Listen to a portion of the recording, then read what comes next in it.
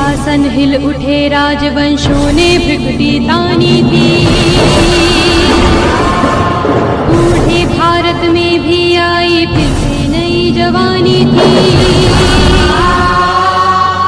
घूमी हुई आजादी की कीमत सबने पहचानी थी। बुंदेले हरबोलों के मुंह हमने सुनी कहानी थी, खूब लड़ी मर्दानी वह तो झांसी वाली रानी थी। इन पंक्तियों से लगभग हर भारतीय परिचित है।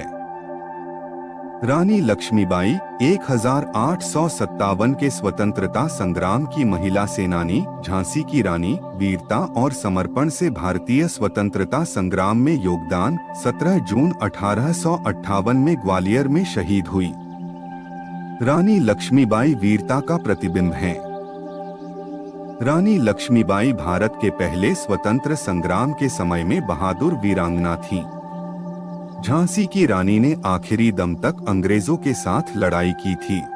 इनकी वीरता की कहानियां आज भी प्रचलित हैं। मरने के बाद भी झांसी की रानी अंग्रेजों के हाथ में नहीं आई थी। रानी लक्ष्मीबाई अपनी मातृभूमि के लिए जान न्यौछावर करने तक तैयार थी। मैं अपनी झांसी नहीं दूंगी, इनका यह वाक्य बचपन से लेकर अभी तक हमारे साथ है।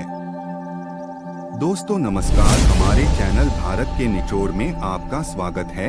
आज हम बात करने वाले झांसी की रानी के कहानी के बारे में। तो आइए दोस्तों विस्तार से जानते हैं झांसी की रानी के बारे में। अगर हमारे चैनल पर नए हैं तो सब्सक्राइब करें और वीडियो के अंत तक बने रहे। झांसी की रानी का जन्म 19 नवंबर 1828 वाराणसी भारत में हुआ था। इनके पिता का नाम मोरोपंत तांबे और माता का नाम भागीरथी सप्रे था।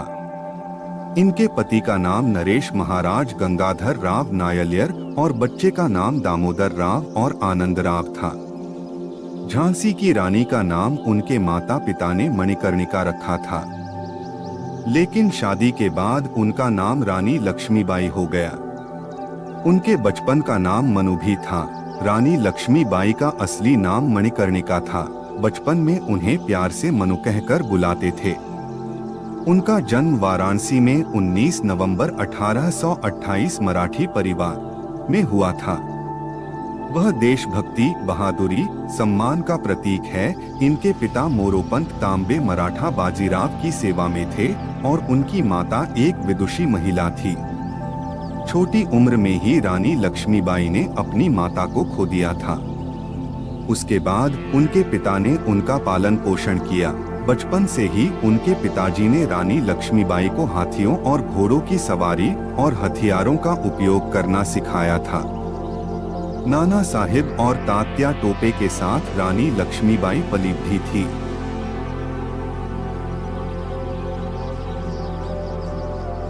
झांसी के किले की नींव आज से करीब कई सौ साल पहले 1602 में ओरछा नरेश वीरसिंह जूदेव के द्वारा रखी गई। ओरछा मध्य प्रदेश में एक कस्बा झांसी से 18 किलोमीटर की दूरी पर स्थित है। बंगरा पहाड़ी पर 15 एकड़ में फैले इस विशालकाय किले को पूरी तरह तैयार होने में 11 सालों का समय लगा और यह 1613 में बनकर तैयार हुआ। किले में 22 बुर्ज और बाहर की ओर उत्तर तथा उत्तर पश्चिम दिशा में खाई है, जो दुर्ग की ओर ढाल बनकर आक्रमणकारियों को रोकती है। यही कारण है कि इस किले की पूरे संसार में इतनी चर्चा होती है।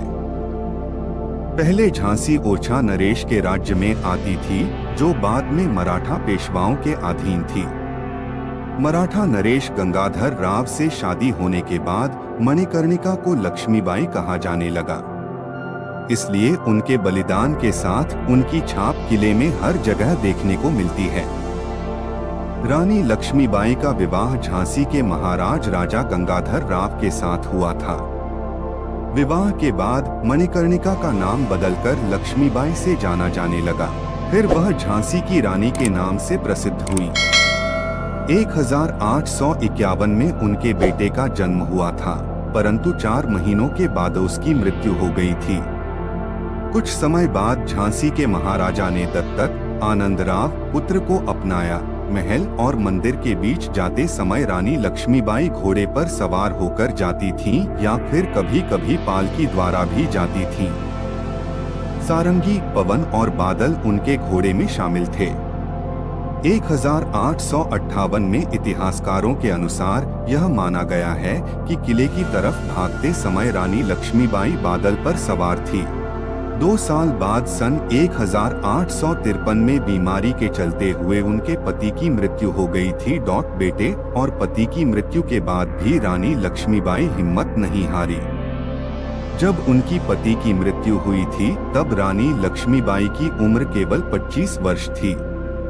25 वर्ष की उम्र में ही उन्होंने सारी जिम्मेदारियां संभाल ली थीं।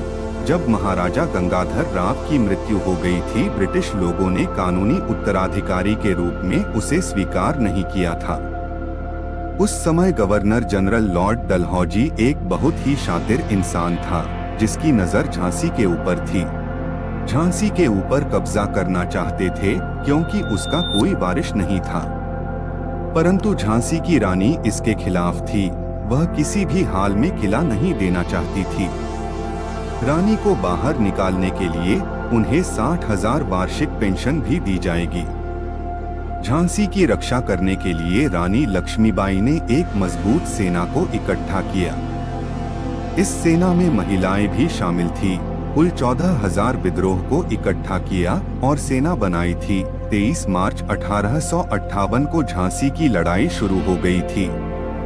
अपनी सेना के साथ मिलकर झांसी को बचाने के लिए रानी लक्ष्मीबाई ने लड़ाई लड़ी थी, परंतु ब्रिटिश लोगों ने उसकी सेना पर अधिकार कर लिया था।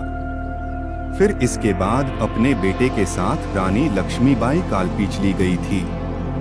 कालपी जाकर उन्होंने तात्या टोपे और दूसरे सभी विद्रोहियों के साथ मिलकर एक नई सेना बनाई थी।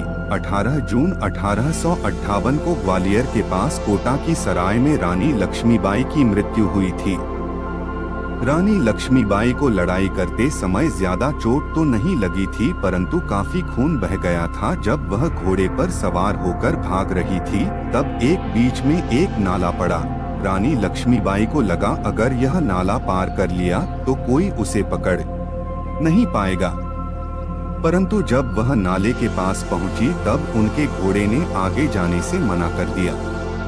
तभी अचानक पीछे से रानी लक्ष्मीबाई के कमर पर तेजी से राइफल की गोली आकर लगी, जिसके कारण काफी ज्यादा खून निकलने लगा। खून को रोकने के लिए जैसे ही उन्होंने अपनी कमर पर हाथ लगाया तभी अचानक उनकी हाथ से तलवार नीचे गिर गई। फिर वापस अचानक से एक अंग्रेजी सैनिक ने उनके सिर पर तेजी से वार, जिसके कारण उनका सर फूट गया। फिर वह घोड़े पर से नीचे गिर पड़ी और हमेशा हमेशा के लिए भारत भूमि के लिए अपने आप को निछावर करके अमर हो गई। ऐसे देवी को सत सत नमन है। जय हिंद दोस्तों, बस आज के वीडियो में बस इतना है। फिर मिलेंगे किसी और दिन किसी और वीडियो के साथ। तब तक के लिए नमस्कार, अपना ख्याल रखें और हमारे चैनल को सब्सक्राइब कर ले। धन्यवाद।